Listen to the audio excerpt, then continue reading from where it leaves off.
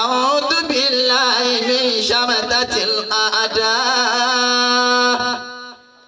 أعوذ بالله من موت الطفل والأبوين أعوذ بالله من موت العلماء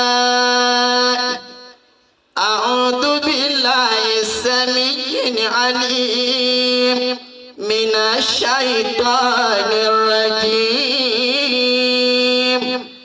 إنه من سليمان وإنه بسم الله الرحمن الرحيم يا أيها الذين آمنوا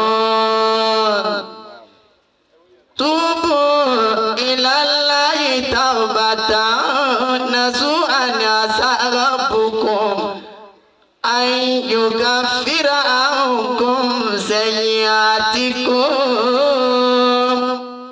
ويدخلكم جنات تجري من تحتها الأنهار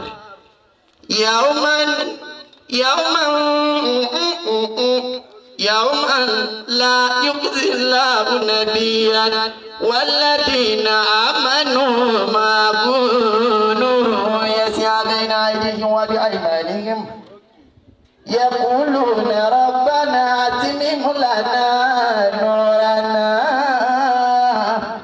واغفر لنا إنك على كل شيء قدير البلد الطيب يخرج نباته بإذن ربه الذي كبس لا يخرج إلا نقدا كذلك نصرف الآيات لقوم يشكرون صدق الله العظيم. Ariyan bọ́lọ̀ tó gbé Allahu Akbar. Allahu Akbar. Àfáwà Gàlání ọlọ́mọṣàjárí gbẹ́. Àmín. Akíyẹ ọlọ́mọ ìnínà. Ìyàwó ìyá Alùbáríkà. Wa alaikum salam ẹ káàbọ̀. Ọlọ́mọṣàjárí gbẹ́. Àmín. Ìgbàtà ń ka Kùránì òun náà lẹ wọlé. Ó jẹ́ kó tún yé wa, ó fi wá lọ́kàn balẹ̀ pé ìmọ́lẹ̀ náà ní àtàná tó fi di èní. Insha Allah. Ìmọ́lẹ̀ táwọn rí lára yín náà ọlọ́run nígbà kó bẹ́ẹ̀. Àmín. Bàbá wa gba Maulana Sheikh Ridwanullah Abdul Ghani Az-Zarruji. Allahu hayatahu wa rafa'nahu makana. Gbogbo àwọn ìyá dùnú náà ti abẹ́ kalẹ̀.